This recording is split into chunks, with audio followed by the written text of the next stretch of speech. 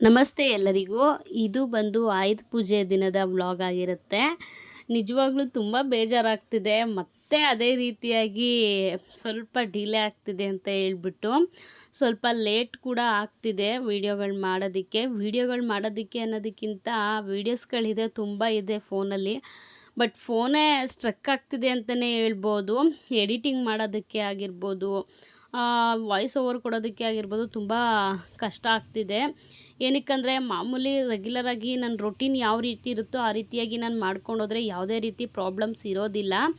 But ಇದೇನಂತ ಆಗಿಬಿಟ್ಟಿದೆ ಅಂತ ಹೇಳಿದ್ರೆ ಸ್ವಲ್ಪ ಅಲ್ಲಿ ಇಲ್ಲಿ ಹೋಗೋದು ಜಾಸ್ತಿ ಆಗಿಬಿಟ್ಟಿದೆ. ಸೊ ಅದರಿಂದ ಎಲ್ಲೋಗಿದೆ ಏನಕ್ಕಿಷ್ಟು ತಡ ಆಯಿತು, ನೆಕ್ಸ್ಟ್ ಅಪ್ಕಮಿಂಗ್ ವೀಡಿಯೋದಲ್ಲಿ ಅದು ಕೂಡ ಬರುತ್ತೆ. ಅದರಿಂದ ಸ್ವಲ್ಪ ಲೇಟ್ ಆಗಿದ್ದು ಅಷ್ಟೇ. ಏನಕ್ಕೆ ಅಂತ ನಾನು ನೆಕ್ಸ್ಟ್ ವೀಡಿಯೋದಲ್ಲಿ ಹೇಳ್ತೀನಿ ನಿಮಗೆ. ಎಲ್ಲೋಗಿದ್ವಿ, ಏನಕ್ಕೆ ಇಷ್ಟೊಂದು ಬ್ಯುಸಿ ಆದೆ, ಯಾಕೆ ಲೇಟ್ ಆಯಿತು ಅಂತ ಹೇಳಿಬಿಟ್ಟು ನಾನು ಹೇಳ್ತೀನಿ. ಮತ್ತು ಇನ್ನೊಂದೇನೆಂದರೆ ಇವತ್ತು ಆಯುಧ ಪೂಜೆ ಕೂಡ ಆಗಿದ್ದರಿಂದ ಊರಿಗೆ ಹೊರಡೋಕ್ಕೆ ರೆಡಿ ಆಗಿದ್ವಿ.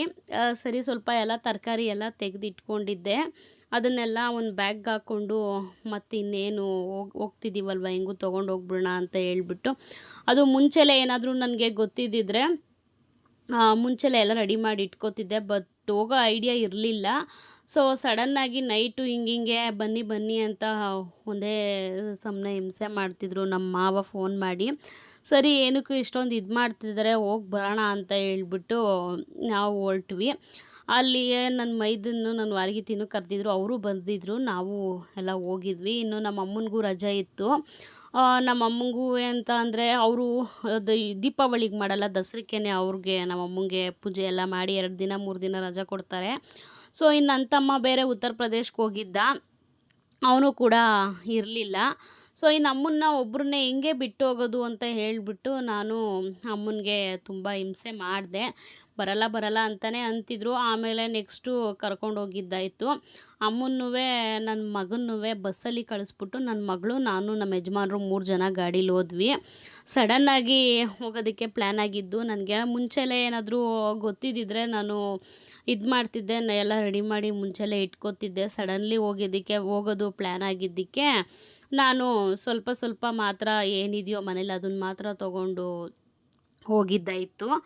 ಆಮೇಲೆ ಹೋದ್ವಿ. ಇನ್ನೂ ಗೊತ್ತಲ್ಲ, ಬೆಳಿಗ್ಗೆ ಹೊತ್ತು ಅಷ್ಟೊತ್ತಿಗೆ ಎದ್ದರೆ ಖಾಲಿ ಹೊಟ್ಟೆಲಿ ನಿಜವಾಗ್ಲೂ ತುಂಬ ಹೊಟ್ಟೆ ಹಸಿವು ಸ್ಟಾರ್ಟ್ ಆಗಿಬಿಡುತ್ತೆ. ಹಂಗೆ ನಮ್ಮ ಮನೇಲಂತೂ ನನಗೂ ಅಷ್ಟೇ, ನನ್ನ ಮಕ್ಳಿಗೂ ಅಷ್ಟೇ. ಹಂಗೂ ನಮ್ಮಮ್ಮ ನಮ್ಮ ಯಜಮಾನ್ರು ಎಷ್ಟೋ ಸಲ ರೇಗಿಸ್ತಾರೆ, ನೀವು ನಿಜವಾಗ್ಲೂ ಅದೇನೋ ಗೊತ್ತಿಲ್ಲ, ಅದೇನಕ್ಕೆ ಆ ಥರ ನಿಮಗೆ ಅಷ್ಟೊತ್ತಿಗೆ ಎದ್ದರೆ ಯಾವಾಗಲೂ ಹೊಟ್ಟೆ ಹಸೀತಾ ಇರ್ತದಲ್ಲ ಅಂತ ಕೇಳ್ತಾನೆ ಇರ್ತಾರೆ.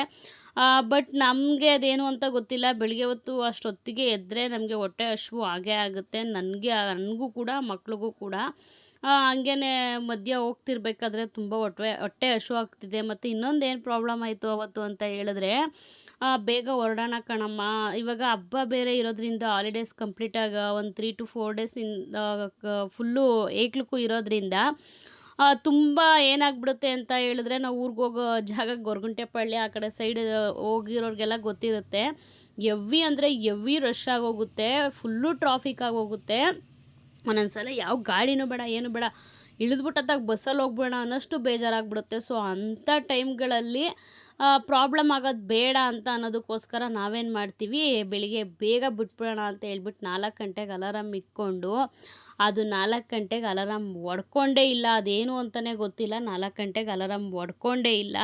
ಸರಿ ಇನ್ನೇನು ಮಾಡೋಕ್ಕಾಗುತ್ತೆ ಅಂತ ಹೇಳ್ಬಿಟ್ಟು 6 ಗಂಟೆಗೆ ಸಡನ್ಲಿ ಎದ್ದಿದ್ದು.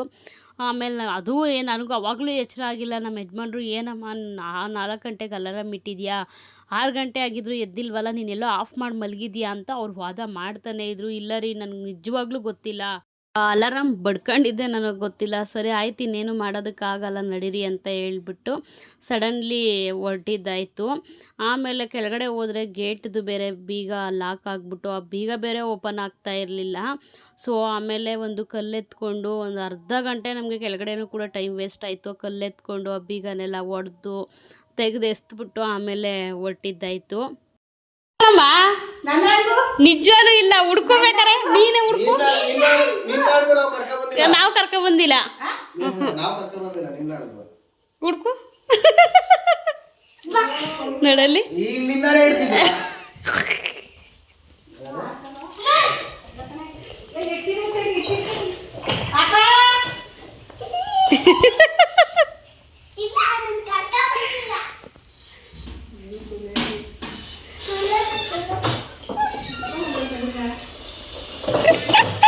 ಸುರು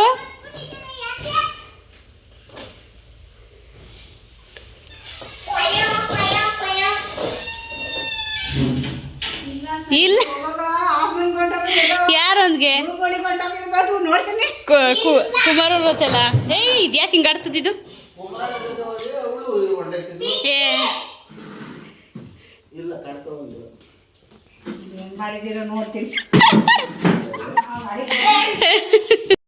ಯಾವುದೇ ಥರ ಆ ರೀತಿಯಾಗಿ ಅಡೆತಡೆಗಳು ಬಂದ್ರೂ ಏನೋ ಒಂದು ಸೂಕ್ಷ್ಮ ಇರ್ಬೋದೇನೋ ಅಂತ ತಿಳ್ಕೊಬೇಕು ನಾವು. ಏನಕ್ಕಂತ ಅಂದರೆ ನಾನು ಸುಮಾರು ವರ್ಷಗಳಿಂದನೂ ನಾನು ಒಬ್ಸರ್ವ್ ಮಾಡ್ತಾಯಿದ್ದೀನಿ. ಈಗಲೇ ಅಂತಲ್ಲ, ಈಗ ಮದುವೆ ಆಗಿ ಒಂದು 10 ವರ್ಷ ಆಯಿತು. 10 ವರ್ಷದಿಂದನೂ ನಾವು ಗಾಡೀಲಿ ಹೋಗ್ತಿದ್ದೀವಿ ಅಂತ ಅಲ್ಲ, ನಾವು ಯಾವಾಗಲೂ ಅಷ್ಟೇ ಬೆಳಗಿನ ಜಾವ ಅಷ್ಟೊತ್ತಿಗೆ ಹೋಗ್ಬಿಡ್ತೀವಿ. ಯಾಕಂದರೆ ಅಲ್ಲಿ ಯಾರೂ ಮಾಡೋರು ಇರಲ್ಲ, ನಮ್ಮ ಅತ್ತೆ ಒಬ್ಬರೇ ಮಾಡಬೇಕು. ಇನ್ನೊಬ್ಳು ಸೊಸೆ ಏನಾದರೂ ಇದ್ದಿದ್ರೆ ಸ್ವಲ್ಪ ಊರಲ್ಲಿ ಮಾಡ್ಕೋತಿದ್ರೇನೋ. ಬಟ್ ಇವಾಗ ಇನ್ನೂ ಯಾರೂ ಬಂದಿಲ್ಲ. ಇಬ್ಬರು ಸೊಸೆದಿರು ಇಲ್ಲಿ ಬೆಂಗಳೂರಲ್ಲೇ ಇರೋದು. ಈಗ ಇವಳು ಬಂದು ನನ್ನ ಹೊರಗಿತಿ ಈ ವರ್ಷ ಹತ್ತತ್ರ ಆಗ್ತಿದೆ. ನಾನು ಮುಂಚೆಯಿಂದನೂ ಅಷ್ಟೇನೆ ಊರಲ್ಲಿ ಯಾರೂ ಮಾಡ್ಕೊಳ್ಳೋರು ಇರಲ್ಲ, ಒಬ್ಬಳೇ ಮಾಡ್ಬೇಕು ನಮ್ಮ ಅತ್ತೆ ಅಂತ ಹೇಳ್ಬಿಟ್ಟು ನಾವು ಹೊರಟ್ಬಿಡ್ತಿದ್ವಿ ಅಷ್ಟೇನೆ ಬೇಗ. ಯಾವಾಗಲೂ ಕೂಡ ನಿಜವಾಗ್ಲೂ ಹೇಳ್ತೀನಿ, ಇಷ್ಟು ವರ್ಷ ಆಯಿತು, ಒಂದು ದಿನಕ್ಕೂ ನಮ್ಗೆ ಆ ಥರ ಪ್ರಾಬ್ಲಮ್ ಆಗಿಲ್ಲ. ಮದುವೆಗಿಂತ ಮುಂಚೆನೂ ಕೂಡ ನಾವು ಬಂದು ಮಂಡ್ಯ ಸೈಡು, ನಮ್ಮ ಅಮ್ಮವ್ರ ಮನೆ ಕಡೆ, ನಾವು ನಮ್ಮ ಮೈಸೂರು ಸೈಡು ಹೋಯ್ತೀವಿ ಅಂತ ಹೇಳಿ ಹೊರಟ್ರೂ ನಾವು ಅಷ್ಟೊತ್ತಿಗೆ ಬೆಳಗಿನ ಜಾವ ಟ್ರೈನ್ಗೆ ನಾವು ಹೊರಡೋದು. ಯಾವಾಗಲೂ ಕೂಡ ನಾವು ಬೆಳಗಿನ ಜಾವನೇ ಹೋಗೋದು, ಆ ಕಡೆ ಹೋಗಲಿ ಈ ಕಡೆ ಹೋಗಲಿ.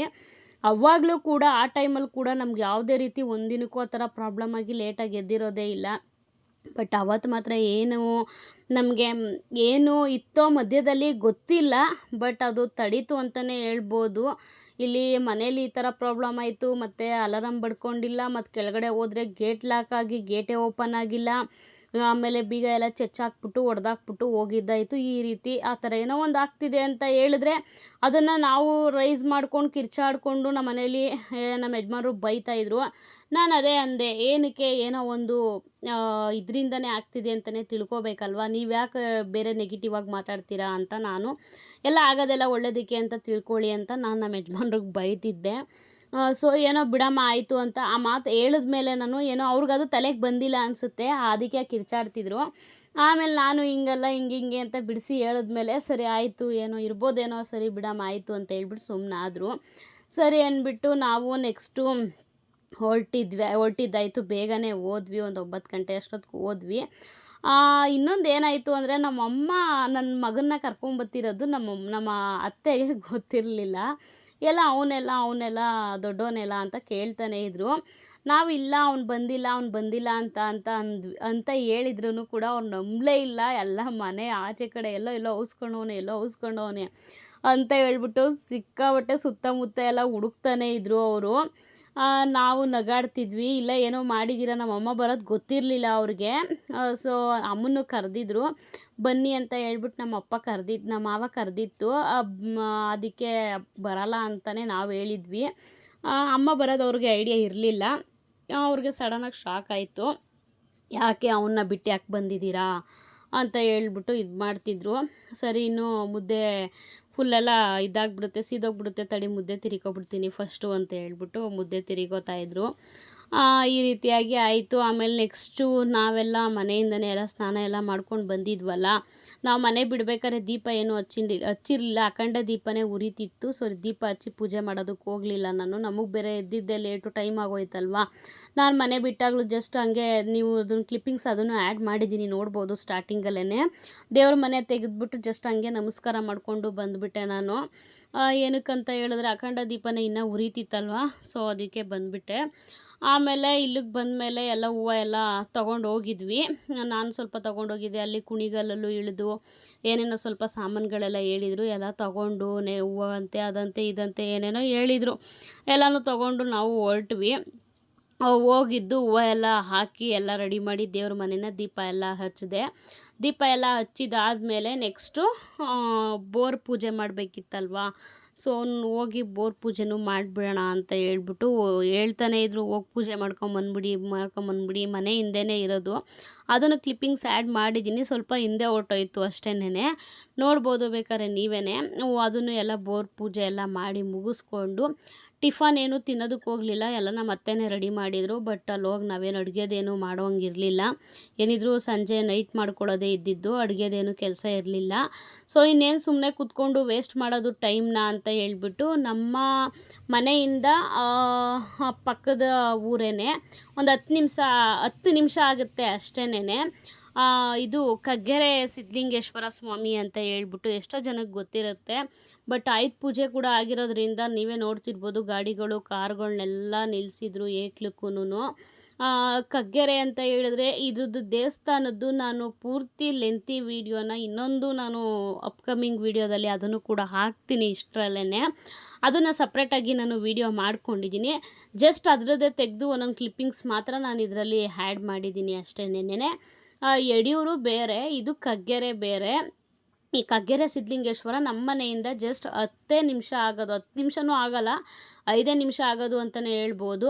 ವಾಕ್ ಮಾಡ್ಕೊಂಡು ಹೋದರೆ ಒಂದು 15 ನಿಮಿಷ 20 ನಿಮಿಷ ಆಗುತ್ತೆ. ಜಸ್ಟ್ ನಮ್ಮ ಮನೆಯಿಂದ ಗಾಡೀಲಿ ಏನಾದರೂ ನಿಧಾನಕ್ಕೆ ಹೋಗ್ತೀನಿ ಅಂದರೆ 10 ನಿಮಿಷ ಬೇಕು. ಸೊ ಹೋಗಿ ಅಲ್ಲಿ ಪೂಜೆ ಎಲ್ಲ ಮುಗಿಸ್ಕೊಂಡು ಪೂಜೆ ಎಲ್ಲ ಚೆನ್ನಾಗಾಯಿತು. ಪೂಜೆ ಎಲ್ಲ ಮುಗಿಸ್ಕೊಂಡು ಪ್ರಸಾದ ಪ್ರತಿನಿತ್ಯ ಇರುತ್ತೆ ಅಲ್ಲಿ ಪ್ರಸಾದ, ಅದನ್ನು ಪ್ರಸಾದನೂ ತಿಂದ್ಕೊಂಡು ನೆಕ್ಸ್ಟು ನಾವು ವಾಪಸ್ಸು ಬಂದಿದ್ದಾಯಿತು. ಇದು ಅಲ್ಲೇ ಕಗ್ಗೆರೆ ಸಿದ್ಧಲಿಂಗೇಶ್ವರ ಸ್ವಾಮಿ ದೇವಸ್ಥಾನದ ಹತ್ರನೇ ಇದು ಇರೋದು. ಇನ್ನು ನಮ್ಮ ಯಜಮಾನ್ರವರ ಸೋದರತ್ತೆ ಮನೆ ಅಲ್ಲೇ ಪಕ್ಕದೂರಲ್ಲೇ ಇರೋದು. ಇನ್ನು ಅಲ್ಲಿಗೆ ಬಂದು ಅಲ್ಲೋಗಿಲ್ಲ ಅಂದರೆ ಬೇಜಾರು ಮಾಡ್ಕೋತಾರೆ ಅಂತ ಹೇಳ್ಬಿಟ್ಟು ಮನೆ ಹತ್ರ ಹೋಗಿ ಹಂಗೆ ಒಂದು ವಿಸಿಟ್ ಕೊಟ್ಟು ಬಂದಿದ್ದಾಯಿತು.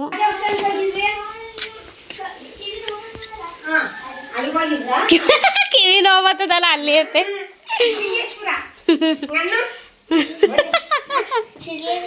ಏನೋ ಮಾಡ್ತಾ ಇದೆ.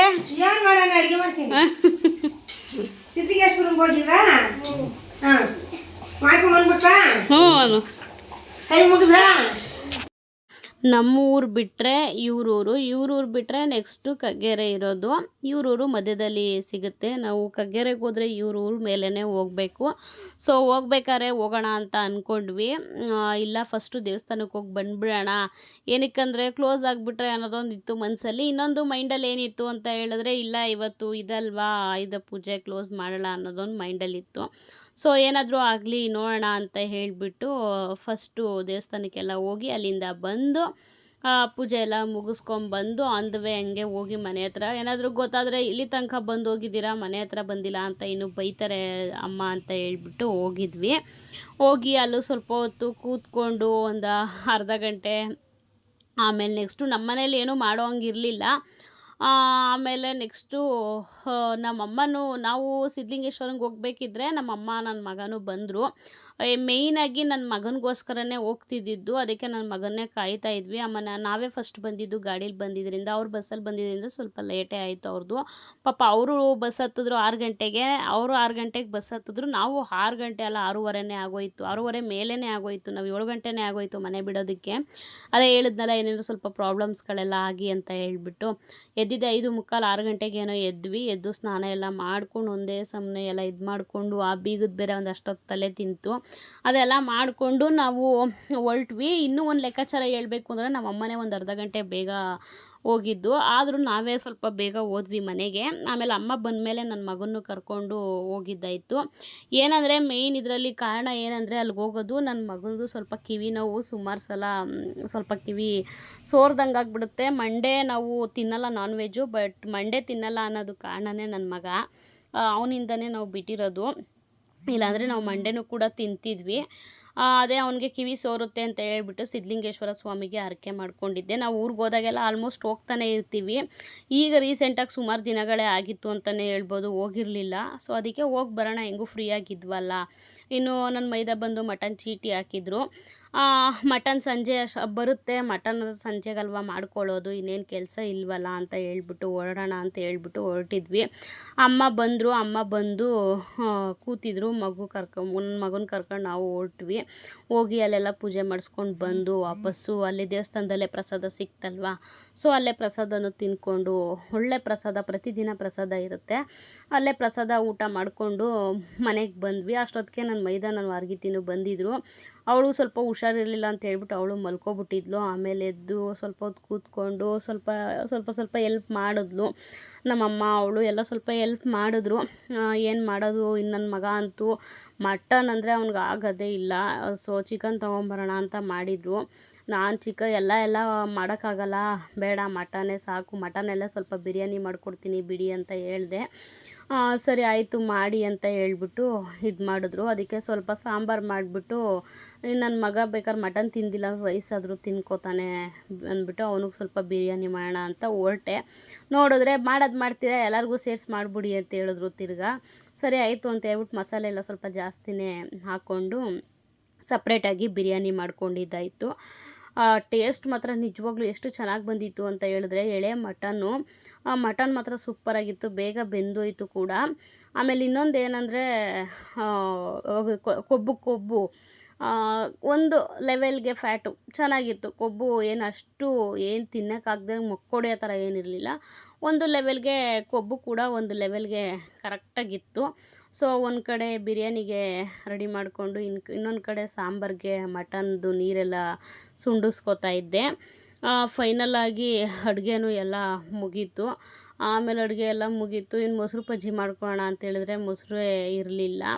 ಸೊ ಅದಕ್ಕೇ ಇನ್ನೇನು ಮಾಡೋದು ಬಿಡು, ಸೈಡ್ಸ್ಗೆ ಸೌತೆಕಾಯಿ, ನಿಂಬೆಹಣ್ಣು ಮತ್ತು ಈರುಳ್ಳಿ ಹಾಕೋಣ ಅಂತ ಹೇಳ್ಬಿಟ್ಟು ನಾನು ಸುಮ್ಮನಾದೆ. ನಮ್ಮ ಮಾವ ಬಿಡಿ ಸಹಿತ ಕೂತಿದ್ದಾರೆ. ಇದು ನಮ್ಮ ಅತ್ತೆ, ಅವರು ನಮ್ಮ ಯಜಮಾನ್ರು ಲೂಡೋನೋ ಏನೋ ಕ್ಯಾಂಡಿ ಕ್ರಷ್ ಇರಬೇಕು, ಕ್ಯಾಂಡಿ ಕ್ರಷ್ ಏನೋ ಆಡ್ಕೊಂಡು ಕೂತಿದ್ದಾರೆ. ನಾನು ಸೌತೆಕಾಯಿ ನಿಂಬೆಹಣ್ಣೆಲ್ಲ ಕುಯ್ಕೊಳ್ಳೋಣ ಅಂತ ಹೇಳ್ಬಿಟ್ಟು ಎಲ್ಲ ಕುಯ್ಕೋತಾ ಇದ್ದೆ. ಈರುಳ್ಳಿ, ಸೌತೆಕಾಯಿ, ನಿಂಬೆಹಣ್ಣೆಲ್ಲ ಕುಯ್ಕೋತಿದ್ದೆ. ಅಮ್ಮ ಅವರೆಲ್ಲ ಕೂತ್ಕೊಂಡು ಸುಮ್ಮನೆ ನನಗೆ ನೋಡ್ತಾ ಕೂತಿದ್ರು. ಆಮೇಲೆ ನಮ್ಮ ಇನ್ನೊಬ್ಬ ಇದ್ದಾನೆ ಕಡೆ ಲಾಸ್ಟ್ ಅವನು ಕೂಡ ಬಂದಿದ್ದ. ಆಮೇಲೆ ನಮ್ಮ ಅತ್ತೆ ಮುದ್ದೆ ಮಾಡೋರು ಎಲ್ಲ ಸೇರಿದ್ವಿ ಅಂತಲೇ ಹೇಳ್ಬೋದು. ಅವತ್ತು ಏನೋ ಗೊತ್ತಿಲ್ಲ, ಎಲ್ಲರಿಗೂ ಫೋನ್ ಮಾಡಿ ಕರೆದಿದ್ರು ಬನ್ನಿ ಅಂತ. ಏನು ಸ್ಪೆಷಲ್ ಅಂತ ನಾವು ಅನ್ಕೋತಿದ್ವಿ. ಅದಕ್ಕೆ ಏನು ಅಂತಲೇ ಕಡೆಗೂ ಗೊತ್ತಾಗಲಿಲ್ಲ. ಏನೋ ಕರಿಬೇಕು ಅನ್ನಿಸ್ತು. ನಾವು ಯಾವತ್ತೂ ಅಷ್ಟೇ, ಇಷ್ಟು ವರ್ಷ ಆಯಿತು, 10 ವರ್ಷ ಆಯಿತು ಮದುವೆಯಾಗಿ, ಆಯುಧ ಪೂಜೆಗೆ ಅಂತ ನಾವು ಯಾವತ್ತೂ ಊರಿಗೆ ಹೋಗಿಲ್ಲ. ಬಟ್ ಈ ಸಲ ಏನು ಅಂತ ಗೊತ್ತಿಲ್ಲ, ತುಂಬ ನಮ್ಮ ಮಾವ ಹಿಂಸೆ ಮಾಡಿದ್ರು. ಸರಿ ಆಯಿತು ಹೋಗೋಣ ಅಂತ ಹೇಳಿಬಿಟ್ಟು, ಅವ್ರ ಮನ್ಸಿಗೆ ಯಾಕೆ ಬೇಜಾರು ಮಾಡೋದು ಅಂತ ಹೇಳಿಬಿಟ್ಟು ಹೋಗಿದ್ದಾಯಿತು. ಆಮೇಲೆ ಊಟ ಎಲ್ಲ ಮುಗಿಸಿ ನಾವು ಅದನ್ನು ಕಡೆ ಬರ್ತಾನೆ ಅಂತ ನಮಗೆ ಗೊತ್ತಿರಲಿಲ್ಲ. ನಮ್ಮ ಕೊನೆ ನಮ್ಮ ಜೊತೆಲೇ ಇರೋದು. ಅವರೆಲ್ಲ ಕೆಲಸದ ಮೇಲೆ ಹೊರಗಡೆ ಹೋಗಿದ್ರು.